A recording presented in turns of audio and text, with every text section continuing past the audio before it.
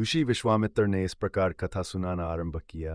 पर्वतराज हिमालय की अत्यंत रूपवती, लावण्यमयी एवं सर्वगुण संपन्न दो कन्याएं थीं। सुमेरु पर्वत की पुत्री मैना इन कन्याओं की माता थीं। हिमालय की बड़ी पुत्री का नाम गंगा था, छोटी पुत्री का नाम उमा था। गंगा अत्यंत प्रभावशाली और असाधारण दैवी गुणों से संपन्न थी। वह किसी बंधन को स्वीकार न कर मानव मार्गों का अनुसरण करती थी। उसकी इस असाधारण प्रतिभा से प्रभावित होकर देवता लोग विश्व के ज्ञान की दृष्टि से उसे हिमालय से मांग कर ले गए। पर्वतराज की दूसरी कन्या उमा बड़ी तपस्विनी थी। उसने कठोर व असाधारण तपस्या करके महादेव जी को वर के रूप प्राप्त किया। विश्वामित्र के इतना कहने पर राम ने कहा, गे भगवान, जब गंगा को देवता लोग सुरलोक ले गए तो वह पृथ्वी पर कैसे अवतरित हुई और गंगा को त्रिपथगा क्यों कहते हैं? इस पर ऋषि विश्वामित्र ने बताया, महादेव जी का विवाह तो उमा के साथ हो गया था, किंतु 100 वर्ष तक भी उनके किसी संतान की उत्पत्ति नहीं हुई।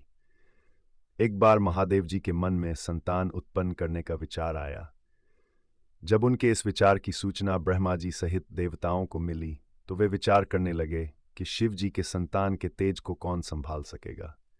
उन्होंने अपनी इस शंका को शिव जी के सम्मुख प्रस्तुत किया। उनके कहने पर अग्नि ने आभार ग्रहण किया और परिणाम स्वरूप अग्नि के समान महान तेजस्वी स्वामी कार्तिकेय का जन्म हुआ।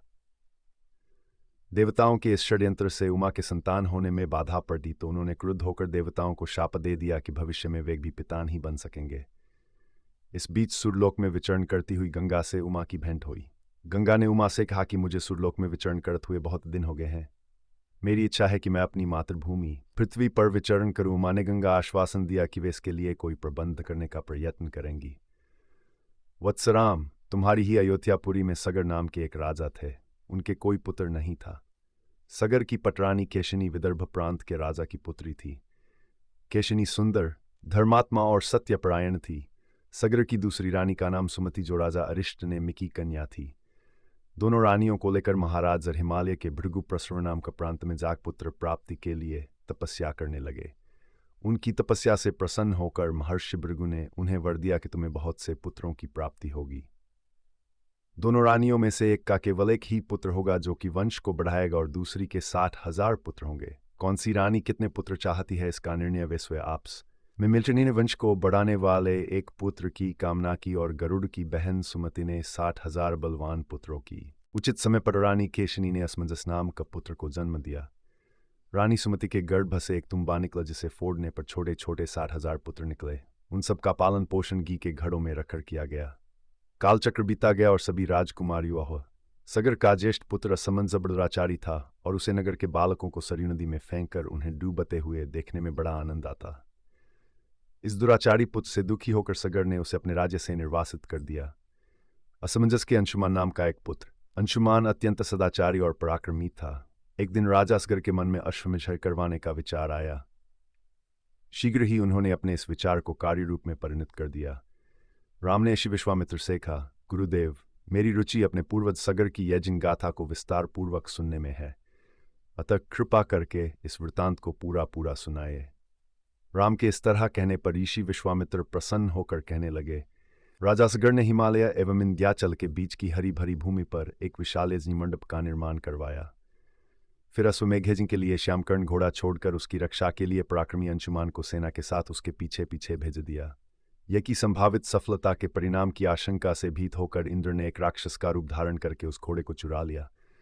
घोड़े की चोरी की सूचना पाकर सगर ने अपने 60,000 को आदेश दिया कि घोड़ा चुराने वाले को पकड़कर या मारकर घोड़ा वापस लाओ।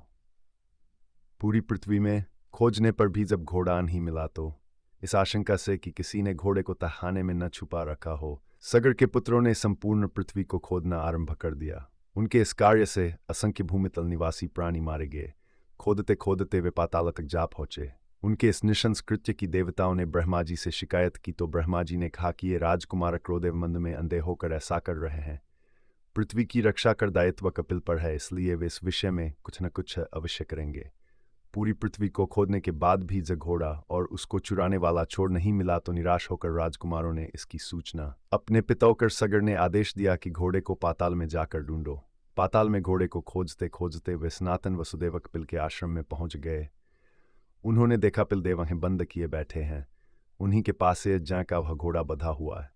उन्होंने कपिल मुनि को घोड़े का चोर समझकर उनके लिए एक दुर्वचन कहे और उन्हें मारने के लिए सगर के इन कुकृत्यों से कपिल मुनि की समाधि भंग हो गई। उन्होंने क्रुद्ध होकर सगर के उन सब पुत्रों को भस्म कर दिया। जब महाराज सगर को बहुत दिनों तक अपने पुत्रों की सूचना नहीं मिली तो उन्होंने अपने तेजस्वी पौत्र अंशुमान को अपने पुत्रों तथा घोड़े का पता लगाने के लिए आदेश दिया। वीर अंशुमान शस्त्रास्त्रों से सुसज्जित होकर उसी मार्ग से पाताल की ओर पड़ा जिसे उसके चाचाओं ने बनाया था। मार्ग में जो भी पूजनीय ऋषि मुनि मिले उनका यथोचित सम्मान करे अपने लक्ष्य के विषय में पूछता हुआ उस स्थान तक पहुंच गया जहां पर उसके चाचाओं के भस्मीभूत शरीरों की राख पड़ी थी और पास ही है जिनका घोड़ा चढ़ रहा था। अपने चाचाओं के भस्मीभूत शरीरों को देखकर उसने उनका तर्पण करने के लिए जलाशय की खोज की, किंतु उसे कहीं जलाशय दिखाई नहीं पड़ा। तभी उसकी दृष्टि अपने चाचाओं के मां अरुण पर पड़ी।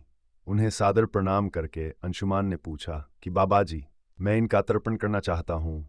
पास में यदि कोई सरोवर हो तो कृपा करके उसका पता बताइए।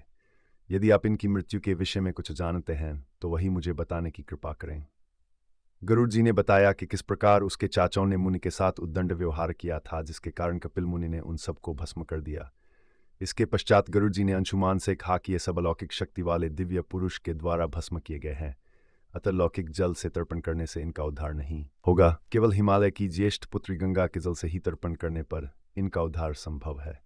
अब तुम घोड़े को लेकर वापस चले जाओ, जिससे कि तुम्हारे पितामह का यज्ञ पूर्ण हो सके। गरुड़ जी की आज्ञानुसार अंशुमान वापस अयोध्या पहुंचे और अपने पितामह को सारा वृतांत सुनाया। महाराज सगर ने दुखी मन से यज्ञ पूरा किया। वे अपने पुत्रों के उद्धार करने के लिए गंगा को पृथ्वी पर लाना चाहते थे, पर ऐसा करने के लिए उन्हें कोई भी युक्ति थोड़ा रुककर ऋषि विश्वामित्र कहा। महाराज सगर के देहांत के पश्चात अंशुमान बड़ी न्यायप्रियता के साथ शासन करने लगे।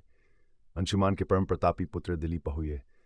दिलीप के वयस्क हो जाने पर अंशुमान दिलीप को राजगाभार सौंपकर हिमालय की कंदराओं में जाकर गंगा को प्रसन्न करने के लिए तपस्या करने लगे, किंतु उन्हें सफलता नहीं प्राप्त हो पाई और उनका स्वर्गवास हो गया। इधर जब राजा दिलीप का धर्मनिष्ठ पुत्र भगीरथ बड़ा हुआ तो उसे राज्य का भार सौंपकर दिलीप भाई गंगा को पृथ्वी पर लाने के लिए तपस्या करने चले गए, पर उन्हें भी मनवांछित फल नहीं मिला। किंतु उनकी कोई संतान नहीं हुई। इस पर वे अपने राज्य का भार मंत्रियों को सौंपकर स्वयं गंगा अवतरण के लिए गोकर्ण नाम का तीर्थ पर जाकर कठोर तपस्या करने लगे। उनकी अभूतपूर्व तपस्या से प्रसन्न होकर ब्रह्मा जी ने उन्हें वर मांगने के लिए कहा। भगीरथ ने ब्रह्मा जी से कहा कि हे प्रभु, यदि आप मुझ पर प्रसन्न हैं तो मुझे ये वर दीजिए कि सगर के पुत्रों को मेरे प्रयत्नों से गंगा का जल प्राप्त हो, जिससे कि उनका उद्धार हो सके।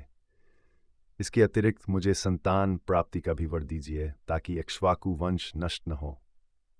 ब्रह्मा जी ने कहा कि संतान का तेरा मनोरथ शीघ्र ही पूर्ण होगा, किंतु तुम्हारे मांगे गए प्रथम वरदान को देने में कठिनाई यह है कि जब गंगा जी वेग के साथ पृथ्वी पर अवतरित होंगी तो उनके वेग को पृथ्वी संभाल नहीं सकेगी। गंगा जी के वेग को संभालने की क्षमता महादेव जी के अतिरिक्त किसी में भी नहीं है। इसके लिए तुम्हें महादेव जी को प्रसन्न करना होगा। इतना कहकर ब्रह्मा जी अपने लोक को चले गए। भगीरथ ने साहस नहीं छोड़ा। वे 1 वर्ष तक पैर के अंगूठे के सहारे खड़े होकर महादेव जी की तपस्या करते रहे। केवल वायु के अतिरिक्त उन्होंने किसी अन्य वस्तु का भक्षण नहीं किया।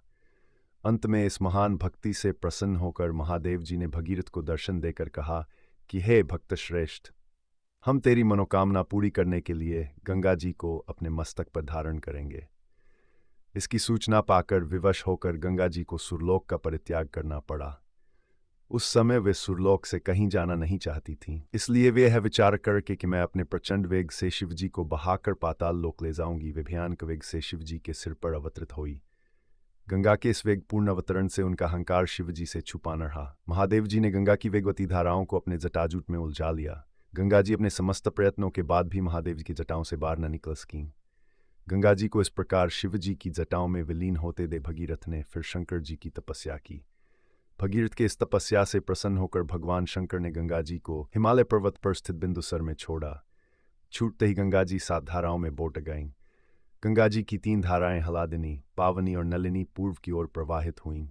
सुचक्षु, सीता और सिंधु नाम की 3 धाराएं पश्चिम की ओर बहीं और 7वीं धारा महाराज भगीरथ के पीछे पीछे चली। जिधर जिधर भगीरथ जाते थे उधर उधर ही गंगा जी जाती थीं। स्थान स्थान पर देव, यक्ष, किन्नर, ऋषि, मुनि आदि उनके स्वागत के लिए एकत्रित हो रहे थे। जो भी उस जल का स्पर्श करता था भव बाधाओं से मुक्त हो जाता था। चलते चलते गंगा जी उस स्थान पर पहुंची जहां श्री धेनु जी कर रहे थे। गंगा जी अपने वेग से उनकी यज्ञशाला को संपूर्ण सामग्री के साथ बहाकर ले जाने लगीं। इससे ऋषि को बहुत क्रोध आया और उन्होंने क्रुद्ध होकर गंगा का सारा जल पी लिया। यह देखकर समस्त ऋषि मुनियों को बड़ा विस्मय हुआ और वे गंगा जी को मुक्त करने के लिए उनकी स्तुति करने लगे। उनकी स्तुति से प्रसन्न होकर धेनुष ने गंगा जी को अपने कानों से निकाल दिया और उन्हें अपनी पुत्री के रूप में स्वीकार कर तब से गंगा जाह्नवी खिलाने लगीं। इसके पश्चात वे भगीरथ के पीछे चलते चलते समुद्र पहुंच गईं और वहां से सगर के पुत्रों का उद्धार करने के लिए रसातल में चली गईं। उनके जल के स्पर्श में भूत हुए, स्पर्श से भस्मीभूत और फजड़िक पुत्र निष्पाप होकर स्वर्ग गए। उस दिन से गंगा के तीन नाम हुए, त्रिपथगा, जाह्नवी और भागीरथी।